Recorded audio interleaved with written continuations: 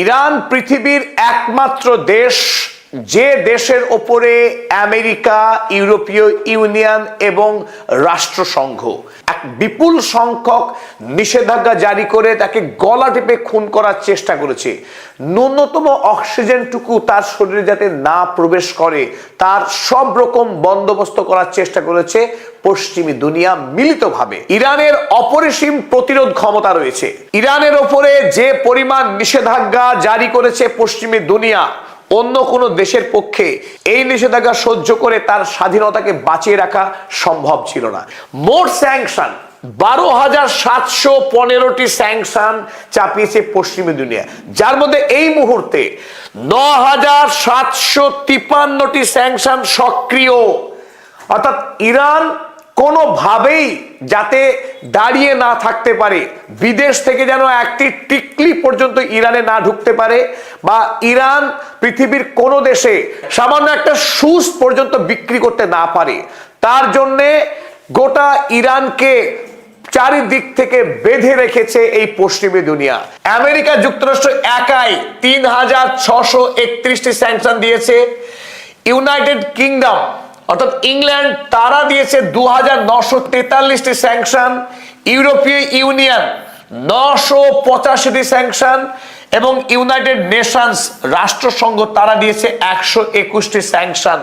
সব মিলিয়ে 9,753টি স্যাংশন রয়েছে ইরানের উপরে। নিষেধাজ্ঞাকে অবজ্ঞা করা যে দুঃসাহস ইরান অর্জন করেছে তা শিক্ষার উপরে ভর করে। ইরানের বিজ্ঞান শিক্ষা আদিকাল থেকেই উন্নত এবং সেই ধারায় ছেদ পড়েনি। যখন গোটা পৃথিবী চেয়েছে ইরানের বিজ্ঞান শিক্ষার শেকড়কে উপড়ে ফেলতে, খুন করতে, হয়েছে ঠিক তার উল্টো। দেখুন, মেহের নিউজ এজেন্সি তারা একটি খবর প্রকাশ করেছিল, Iran science production shows world's fastest growth. Science article রচনার ক্ষেত্রে ইরানের এক ঝাঁক বিজ্ঞানী নিরন্তর বিশ্বমানের আর্টিকেল রচনা করে চলেছে, যে আর্টিকেলের উপরে ভিত্তি করেই ইরানের এই বিজ্ঞান ক্রমশ উন্নত হচ্ছে। 2016 সালে যেখানে ইরানের মোট আর্টিকেল সংখ্যা ছিল 47,901টি, এক বছরেই আর্টিকেলের সংখ্যা বেড়ে গেল 47,000 থেকে 52,000, অর্থাৎ 8.9% হারে প্রতি বছর গড়ে আর্টিকেলের সংখ্যা বেড়ে চলেছে। তো বিপুল পরিমাণে ইরানি বিজ্ঞানীদের আর্টিকেল গুলো ওয়ার্ল্ড ওয়াইড বিশ্বব্যাপী সাইটেড হচ্ছে। এটা খুবই উল্লেখযোগ্য বিষয়। চাইনিজ ইউনিভার্সিটিকেও হারাচ্ছে অনায়াসে ইরানি বিশ্ববিদ্যালয়, ইরানের বিজ্ঞানীরা। কেন? তথ্য আমরা জেনে নিই। Iran sees 8% growth in top 1% most cited global researchers, ISC reports। সারা পৃথিবীর বিভিন্ন দেশে যারা প্রথম সারির বিজ্ঞানী, সেই বিজ্ঞানীরা ইরানের গবেষক বিজ্ঞানীদের লেখা আর্টিকেলগুলোকে সব থেকে নির্ভরযোগ্য বলে তারা মানছে, এবং এই নির্ভরযোগ্যতা প্রতি বছর 8% করে বৃদ্ধি পাচ্ছে। গোটা পৃথিবীর বিজ্ঞান শিক্ষায় রাজত্ব করবে ইরান, তাতে কোনো সন্দেহ নেই। এটা রোমান্টিকতা নয়, ফ্যাক্টস, স্ট্যাটিস্টিক্স বলছে এই কথা। আর যখন ইরানের আর্টিকেলগুলো বিশ্বব্যাপী সমাদৃত হচ্ছে, তার সাইটেশন রেট লাফিয়ে লাফিয়ে বাড়ছে, এর প্রভাব এসে পড়ছে ইউনিভার্সিটি র্যাঙ্কিংয়ে। ইরানের ইউনিভার্সিটিগুলো পৃথিবীর সেরা ইউনিভার্সিটিদের তালিকায় অনায়াসে জায়গা করে নিচ্ছে, মাথা উঁচু করে দাঁড়াচ্ছে পৃথিবীর বুকে। এটা বিস্ময়কর এই কারণেই পৃথিবীর অধিকাংশ দেশ যাদের উপরে কোনো নিষেধাজ্ঞা নেই, অর্থনৈতিক শক্তিও যথেষ্ট ভালো, সেখানে কিন্তু অধিকাংশ ইউনিভার্সিটি ইন্টারন্যাশনাল গ্রেড থেকে পিছিয়ে পড়ছে। আর সেখানে ইরানের বিশ্ববিদ্যালয়ের মান কিন্তু লাফিয়ে লাফিয়ে বাড়ছে। গোটা পৃথিবীতে যত সায়েন্স গ্রাজুয়েট তৈরি হয় তার মধ্যে ইরানে 8 নম্বর স্থান। 2024 সালে প্রকাশিত হওয়া টাইমস হায়ার এডুকেশন র্যাঙ্কিংস এর ক্ষেত্রে 101টি ইরানিয়ান বিশ্ববিদ্যালয় তারা এই টাইমস হায়ার এডুকেশনে র্যাঙ্ক করেছে। 2024 সালে গ্লোবাল স্টুডেন্ট অলিম্পিয়াডসে ইরান 3 নম্বর জায়গা করে নিয়েছে। এটা অত্যন্ত বিস্ময়কর। শুধু তাই না, অ্যাস্ট্রোনমি এবং অ্যাস্ট্রোফিজিক্সে ফার্স্ট প্লেস নিয়েছে। অর্থাৎ মহাকাশ গবেষণা, মহাকাশ বিদ্যায় ইরান পৃথিবীর 1 নম্বর রাষ্ট্র। এখানে না চায়না, না রাশিয়া, না আমেরিকা, ইরান পৃথিবীর 1 নম্বর রাষ্ট্র। জীববিদ্যায় 4 নম্বর র্যাঙ্ক করেছে এবং কেমিস্ট্রিতে 8 নম্বর র্যাঙ্ক করেছে। তাই শিক্ষা এবং প্রযুক্তিতে ইরানের অবস্থান অত্যন্ত গৌরবময়। ইউনিভার্সিটি অফ তেহরান তার অপূর্ব শৈলী, শুধু শৈলীতেই সীমাবদ্ধ নয়, এই ইউনিভার্সিটির ভিতরে যে বিদ্যা চর্চা হয়, সেই বিদ্যা চর্চা পৃথিবীর শ্রেষ্ঠতম বিদ্যা চর্চা এই ইরানের তেহরান বিশ্ববিদ্যালয়ে হয়। আর এইরকম অসংখ্য বিশ্ববিদ্যালয় ছড়িয়ে রয়েছে গোটা ইরান দেশে। আর আজ ইরানে বিজ্ঞান শিক্ষায় যে উৎকর্ষ রয়েছে সীমাহীন, তার শেকড় কিন্তু রয়েছে ঐতিহ্যে।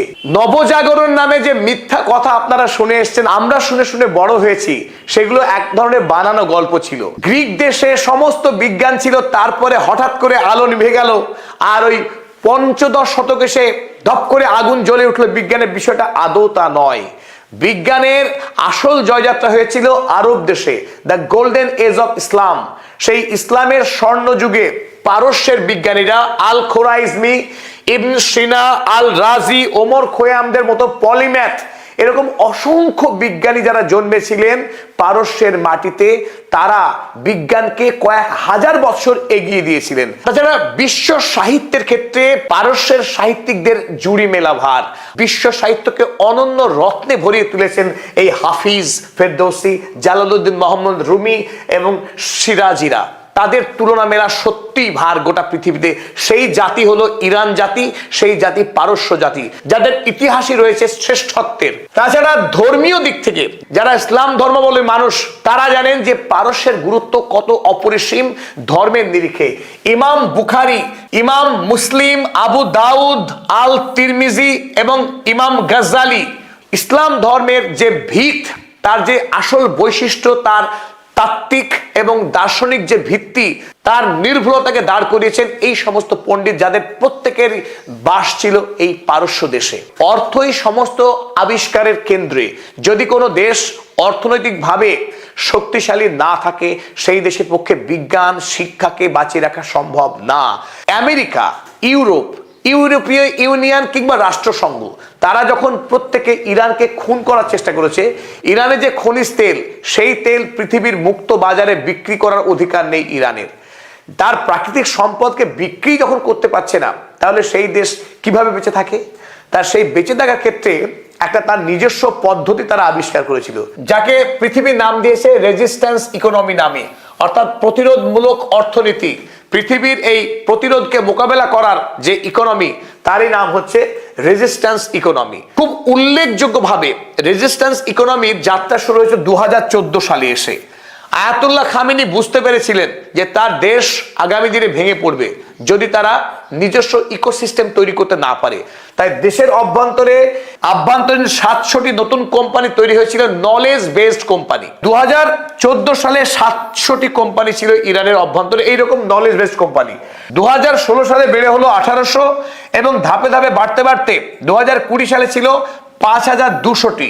আজ 2026 সালে গিয়ে 10,200টি কোম্পানি ইরানের অভ্যন্তরে তারা সীমাহীনভাবে প্রোডাকশন করছে, তারা যোগান দিয়ে চলছে ইরানের মানুষের নিত্য প্রয়োজনীয় সমস্ত রকম দ্রব্য। ইরানের এই 10,200টি কোম্পানি 18,000 রকমের ভিন্ন ভিন্ন জিনিস তারা উৎপাদন করছে। শুধুমাত্র নিজেদের দেশের বাজারে বন্দী থাকার কারণেই আমরা সস্তা অথচ উন্নত মানের প্রোডাক্ট যা ইরান তৈরি করে তা আমরা পাচ্ছি না। যে 10,200 কোম্পানি কথা বলছিলাম, তার একটু আভাস আমরা বুঝে নেওয়ার চেষ্টা করি। ডিজিকালা, জেফ বেজোসের অ্যামাজন, সারা পৃথিবীর যে ই কমার্সের লার্জেস্ট প্ল্যাটফর্ম, প্রায় তার অনুরূপ ইরানের একটি $1 বিলিয়ন কোম্পানি রয়েছে, তার নাম ডিজিকালা। ডিজিকালা অনায়াসে চীনের আলিবাবা কিংবা অ্যামাজনকে টক্কর দেওয়ার মতো ক্ষমতা রাখে, কারণ ইরানে যে 18,000 রকমের ইউনিক প্রোডাক্টস তৈরি হচ্ছে এখন, সেই সমস্ত প্রোডাক্টসকে সারা পৃথিবীর বিভিন্ন প্রান্তে পাঠিয়ে দেওয়ার নেটওয়ার্ক, ফ্রেমওয়ার্ক তৈরি হয়ে রয়েছে। শুধু সময়ের অপেক্ষা, সুযোগের অপেক্ষা। যদি সুযোগ পায়, আজ আলিবাবা যেভাবে চীনের সমস্ত প্রোডাক্টকে পৃথিবীর বিভিন্ন প্রান্তে পৌঁছে দিচ্ছে, একই কাজ করতে পারে ইরানের এই ডিজিকালা। অন্যদিকে স্ন্যাপ একটি সুপার অ্যাপ, যে সুপার অ্যাপ দৈনন্দিন জীবনের গ্রসারি থেকে শুরু করে চিকিৎসা পর্যন্ত সমস্ত ক্ষেত্রে যে প্রয়োজনীয় আমাদের দৈনন্দিন সমস্যা তার সমাধানের সিঙ্গেল উইন্ডো স্ন্যাপ। আমরা প্লে স্টোর থেকে মোবাইলে সমস্ত অ্যাপ ডাউনলোড করি, তার অনুকরণে তারা বানিয়েছে ক্যাফে বাজার। এই ক্যাফে বাজার থেকে সমস্ত রকমের ইরানিয়ান অ্যাপ্লিকেশন ডাউনলোড করা যাবে। আমরা গুগল ম্যাপ জানি, সেই গুগল ম্যাপের বিপরীতে ইরান তার নিজস্ব ম্যাপিং অ্যাপ্লিকেশন বানিয়েছে যার নাম বালাদ। ফিলিমো, নেটফ্লিক্স, অ্যামাজন প্রাইম বা হটস্টার সিনেমা দেখা বা নাটক দেখার জন্য অ্যাপ্লিকেশন পশ্চিমী দুনিয়ার সারা পৃথিবী জুড়ে যে ব্যবসা করছে, ইরান তার নিজস্ব অ্যাপ্লিকেশন তৈরি করে রেখেছে যার নাম ফিলিমো। তাদের নিজস্ব গাড়ি তৈরির একাধিক কোম্পানি রয়েছে, যার মধ্যে অন্যতম হলো ইরান ক্ষুদ্র। এই ক্ষুদ্র কোম্পানি গাড়ি তৈরি করে এবং মেগা মোটরস তৈরি করে সমস্ত রকম স্পেয়ার পার্টস এবং অ্যানসিলিয়ারি পার্টস। আর যে কথা আমরা আগে শুরু করেছিলাম এআই দিয়ে, যেটা আজকের দুনিয়ায় সব থেকে চমকপ্রদ, সব থেকে শক্তিশালী আধুনিক পৃথিবীর বিজ্ঞানকে নির্ণয় করে যে এআই, সেই এআই এর জগতে ইরান অসম্ভব সাফল্য পেয়েছে এবং পৃথিবীকে অবাক করে দিয়েছে। পার্ট এআই হলো একটা এআই ইউনিভার্স। ওপেন এআই একটা কোম্পানি কথা বলছিলাম, যারা জেনারেটিভ এআই তৈরি করে, ক্লাউড সার্ভিস তৈরি করা, ক্লাউড সার্ভিস পরিষেবা দেওয়া, এই সমস্ত কাজ এরা করে থাকে এবং নতুন নতুন এলএলএম মডেল তৈরি করা সমস্ত কাজ ইরানে সাফল্যের সাথে করে আসছে এই পার্ট এআই কোম্পানি। ইরানের ডোরনা, এই ডোরনা আমেরিকার যে চ্যাট জিপিটি তার সমকক্ষ কাজ করে এই ডোরনা। ইরান চায়না কিংবা আমেরিকার উপর মুখাপেক্ষী নয়, তার নিজস্ব মেকানিজম তৈরি করেছে। অ্যামাজন ওয়েব সার্ভিস পৃথিবীর সব থেকে দামি কোম্পানি এখন, সেই দামি কোম্পানি যে কাজ করে ক্লাউড সার্ভিস প্রদান করে, সেই কাজ ইরানে করে শাহাবা এআই। চীন এবং আমেরিকার লেটেস্ট যে যুদ্ধগুলো হচ্ছে সেগুলো চিপকে কেন্দ্র করে। এনভিডিয়া কোম্পানি পৃথিবীর সব থেকে সফল এবং পাওয়ারফুল একটা চিপ কোম্পানি। ইরানকে তো আমেরিকা চিপ বিক্রি করে না, তাহলে ইরান ল্যাপটপ বানায়, কম্পিউটার কি করে বানায়? কারণ তার নিজস্ব এই চিপ ম্যানুফ্যাকচারিং কোম্পানি আছে যেগুলো ওয়ার্ল্ড ক্লাস চিপ তৈরি করে। ইরানের সয়রান এবং পার্সেস সেমিকন্ডাক্টর কোম্পানি, এরা অত্যন্ত শক্তিশালী এবং আধুনিক। আর ইরানের শক্তিশালী ল্যাপটপ এবং কম্পিউটার যারা তৈরি করে যে কোম্পানি, তার নাম হচ্ছে গোল্ড ইরান। এই গোল্ড ইরান পশ্চিমী দুনিয়ার যে কোনো কোম্পানির সঙ্গে পাল্লা দিয়ে আধুনিক এবং স্টাইলিশ কম্পিউটার ল্যাপটপ বানিয়ে থাকে এই গোল্ড ইরান। তাই একবার যদি এই স্যাংশন উঠে যায়, আপনার আমার বাড়িতে বা আপনার আমার কাছে যে এইচপি, ডেল, এসার কোম্পানির যেসব ল্যাপটপ রয়েছে কিংবা অপো, ভিভো, শাওমি, রিয়েলমির মতো যে কোম্পানির মোবাইল ফোন রয়েছে, সেই জায়গায় গোল্ড ইরান জায়গা করে নিতে পারে, কারণ দামে এবং স্টাইলে এবং পারফরমেন্সে অনেক বেটার হতে পারে এই গোল্ড ইরান কোম্পানির মোবাইল কিংবা ল্যাপটপ। তাছাড়া মেডিসিনেও ইরান সমানভাবে শক্তিশালী, কারণ ইরানের যে চিকিৎসা পরিকাঠামো, সেখানে ক্যান্সার রোগ প্রতিরোধী হোক বা অন্যান্য যে কোনো অসুখের মোকাবেলা করাই হোক, সেই সমস্ত অসুখের মোকাবেলা ইরান তার নিজেই করে থাকে, কারণ পশ্চিমী দুনিয়া থেকে ওষুধ পর্যন্ত বিক্রি করা হয় না ইরানে। তাই আমরা পরিশেষে একটা কথাই বলবো, 1997 সালকে আবার ফিরবে, কারণ 1997 সালেই প্রথম মার্কিনী নিষেধাজ্ঞাকে অবজ্ঞা করে রাশিয়ার গ্যাজপ্রম, ফ্রান্সের টোটাল এবং মালয়েশিয়ার পেট্রোনাস, এই কোম্পানিগুলো ইরানে $2 বিলিয়ন টাকা ইনভেস্ট করেছিল আমেরিকার নিষেধাজ্ঞাকে উপেক্ষা করে। আমেরিকা স্যাংশন দিয়ে জানিয়েছিল যে 20 মিলিয়নের অধিক টাকা যদি কোনো দেশ ইরানে ইনভেস্ট করে, সেই দেশকে সেকেন্ডারি লেভেলের স্যাংশন চাপিয়ে দেওয়া হবে। সেই ভয়কে উপেক্ষা করে যখন রাশিয়া, ফ্রান্স এবং মালয়েশিয়া এই $2 বিলিয়ন টাকা ইনভেস্ট করলো, ইরান তাদের পেট্রোলিয়াম ইন্ডাস্ট্রি এক লাফে ব্যাপক সাফল্য লাভ করলো এবং পরবর্তীকালে এই লাভের মুখ দেখার পর রাশিয়া, ফ্রান্স এবং মালয়েশিয়া আরো $5 বিলিয়ন টাকা ইনভেস্ট করে ইরানে। ইরানের নজিরবিহীন ইকোনমিক বুম হয়েছিল, যে বুমকে মোস্ট রোবাস্ট এক্সপেনশনারি ফেজ বলে আখ্যায়িত করা হয় ইরানের ইতিহাসে। ইরানের ইতিহাসে অর্থনৈতিক দিক থেকে এমন প্রগতিশীল এবং সম্প্রসারণমূলক সময় আগে কোনোদিনও আসেনি। তাই এটা একটা নজিরবিহীন ঘটনা। আজকের দিনে আমেরিকার সঙ্গে যে আলোচনা চলছে, যদি আলোচনা সাকসেসফুলি শেষ হয়, ইরান এবং আমেরিকা যদি শেষ পর্যন্ত সত্যি সত্যি তারা কোনো চুক্তিতে আবদ্ধ হয়, ইরানের উপর থেকে যদি স্যাংশন উঠে যায়, তাহলে ইরানের যে অভ্যন্তরে বিপুল পরিমাণে কোম্পানি তাদের অসংখ্য শক্তিশালী প্রোডাক্ট নিয়ে প্রস্তুত আছে, একবার যদি বিশ্ব বাজারে দরজা খুলে যায়, ইরান পৃথিবীর